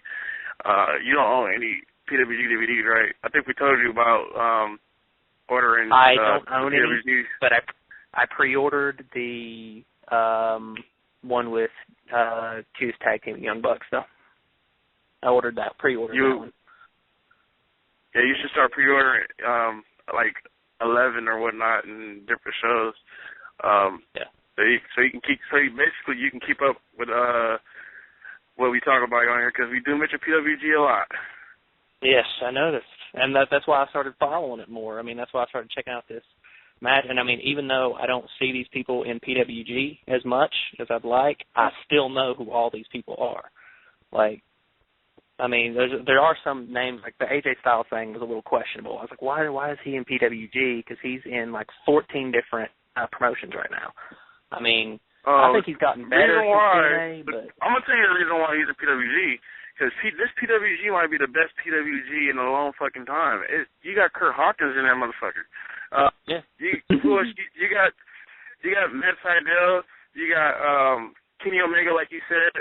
You got all these names, all these great talents. Like, it's ridiculous. You got Kyle O'Reilly and Adam Cole both in Bola. I mean, Kyle O'Reilly is a fucking champion, and he's in the tournament. So this is how big this shit is, you know? It just makes me respect AJ Styles even more because he's doing shows that do not have a TV deal. AJ Styles was the first one. He's awesome. You know what's funny? Styles was the first one announced too. Wow. Well, he's easily had some of the best matches, including the best match of G1, and it's like that dude's just killing it. I swear, he has gotten better since TNA. He's better than he was. He is so much better. His match with Carl Anderson on day 8, I think it was ridiculously awesome. I mean, it was. Yeah. He just killed it every single day. He could be in there with Bad Luck Fail and pull out a 5-star match somehow. I mean, speaking of G1 Climax, gentlemen, what's your guys' favorite match so far in the G1? I'm gonna go around the table again, and I'm gonna share mine because I'm only on day 4. Yeah, I'm behind. You're on day 4. Jesus, you need to stop your G1. You know what? Skip the rest Saturday until day 7. You know, you can skip day 5 and day 6. Go straight to day 7. That's it. Pretty much. It's just that you're putting in work and stuff, man. You know, I'm trying to do what I gotta do, but I gotta watch that the day 4 main event, and then. You gotta watch all of day 4. Day 4 and day 8 are the best days that there is. But day 7 has the best match. Because I see my timeline going next for certain matches. You know what I mean? So. Yeah. Oh, you should just watch the SmartCast and find out which matches you can watch. It's funny. I thought day 7 and day 8 are the best days so far, and they were right after another. And it was just crazy because, you know, I saw day 7 and I was like, holy shit, this has been the best day in G1 so far. And then day 8 happened, you know, right after that, and I was like, there's no way you could top day 7. And they basically did it, and I was like, holy shit. Hold on. I'm going to tell you, right now, since I'm day 1 to day 4, so far, my favorite matches have been Nakamura versus Shibata, and Anderson versus Okada is another favorite of mine, too. And any Ishii match is a shit, so. Okada and Tanahashi are my boys. The Final 4 is already set. So, I mean, it's pretty much set who's going to be in the final 2 matches of the finals. So, I mean, it's just a matter of mixing them and finding out who it is, and all 4 of them are my boys. You see, I'm still stuck in day 8 right now, so I'm up to the Gallows against Kojima match, so I've got to get my shit going. One thing about Gallows, I gotta get a question. Gallows is a dude. Like, he's not that same dude that we saw back in the days in WWE and TNA. Like, he stuck to the big. Like, another thing about Gallows and fucking Carl Anderson and fucking Rocky and Merle, their podcast is a shit. Go listen to it, people. Dude, I'm Bullet Club for life, dude. I'll watch any Bullet Club match. I don't care. Bad Luck Fell, even though he's pretty much terrible, I still think he's underrated, but he's still pretty much terrible. Even though he's Bullet Club, I don't care. I'll cheer for him. SmartCast, I got a question for you. Yeah. Who do you think right now has been the MVP of G1? Because last night, me and Oscar were talking about it. Who's impressed us most in G1 so far? So who has been your MVP? I've been impressed by Shibata so far. Based on matches, like matches, who's had the best matches, who's had the best matches on the most nights, stuff like that, it's a toss-up with Shibata, Tanahashi, and I know there's one more I'm forgetting in there. It is. But if I had to do it, I have to say Shibata. I have to say Shibata. Only reason why I didn't want to say Tanahashi or Nakamura, those guys, because these guys are like, you know, that's like the obvious. People would say those names, you know what I mean? Yeah, that's like saying CM Punk. Like when someone says who's one of the best people on the mic, and you say CM Punk, it's an obvious answer. So yeah, I can understand that.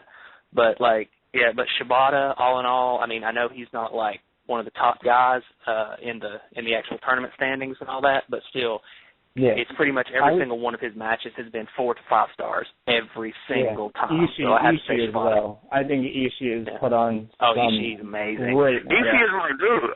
Ishii has never put on a bad match. Every fucking match I see, he's always put on a good match. He's missed other matches, like, before fucking G1. He's missed other matches. So, Ishii's that guy. Well, now, I mean, I'm wondering if they're going to let AJ Styles win it. I don't think so, because it's been 25 years since an American has won G1. So I don't think it's going to happen. But, man, the way it's going, the way they're making him look in, the way they're pushing him, the way he's winning, I'm thinking it's maybe him and Tanahashi in the final. I don't know. All I got to say is at Smartcast, I can't wait for the end of the year, guys, because when we do our WH 100, it's going to be ridiculous this year. But I know we're kind of running. We're already running short on the show. Yeah. Yeah, give out a plug. I won't shut up. Yeah. So we got we got a few minutes left, so I think it's time for us to give us a plug. You guys can follow me at Sinister632 at Twitter, Instagram. Check out my classic match of the week. I'll post one this week. I haven't done it because last 2 weeks. First, because kids was rushing me to go to Bola, and then last week I was ill because of the fucking agent. But I will get back to it this weekend. I'll pick a classic match this weekend. So and not only that, just check out wrestling stuff. New Japan stuff and PWG Chronicles. He's gonna be posting pretty soon. So just check everybody's stuff. And fucking Skits is 5. I don't know what you call it. Hold on. Let me push that shit myself real quick, if you don't mind. Yeah. Skits is weekly 5, damn it. Skits weekly 5. And thanks to Chris telling me to change the name to this, Skits is starting 5 is going to be named next week. Skits is weekly 5 this week is my top 5 PWG guys right now. So go check that out. See who are my favorite 5 guys right now in Pro Wrestling Guerrilla. Also follow me on Twitter at WHSkits. I'm also on Facebook, WH Skits, Instagram. I need to get back on that shit. Follow Wrestling Heads on Instagram, though. We are on that. And YouTube.com/Wrestling Heads. iTunes, Wrestling Heads, all the good shit. Just fucking Google us. Yeah, definitely. And speaking about YouTube, I just let you know the last night's show is on YouTube. So in case you missed it, you can check it on YouTube. So there you go. Just check out that picture of Brock Lesnar and John Cena, and there you go. So So I guess Tom and Marcus, give out your plugs. I'll go. Well, I'll let Tom go first. I'll let Marcus go first. Oh, okay. You can catch me on Twitter, Monasterin. You can catch me on YouTube. Look for the Smartcast. I do 2 now, one for WWE, one for Ring of Honor and NJPW. Thank you to Skit for actually giving me that idea, and you were 100% right. I'm getting double the viewers on my Ring of Honor Smartcast compared to my WWE one, so thank you for that. And all you have to do is follow me on Twitter at @2tweetme. That's all you need to do. But you guys need to check out WrestlingHeads.com. Check out Oscar, Skits, Chris's stuff. Check out Smartcast's stuff as well. I've been checking out his stuff. Some good reading, some good listening. If you like wrestling, you're going to follow all of us. You're going to keep up with everything wrestling. And that's all you need to know. Definitely. Yeah, definitely. Real quick, I want to give shout out to all the writers on WrestlingHeads.com. We got some guys from the UK doing work for us. We have Styles Clash. He's doing his shit. Vicky, Kiana, also Nick. He does some work on WrestlingHeads.com. Chris, of course. Everybody. WrestlingHeads.com is the place to be. WTNA, International, Indie News, all the good stuff. And it's the next week, Monday. Possibility we might have a guest. So I'm not confirmed with that person yet, but the guy is a Ring of Honor guy. And he's a PWG guy, too. And we're out. Peace.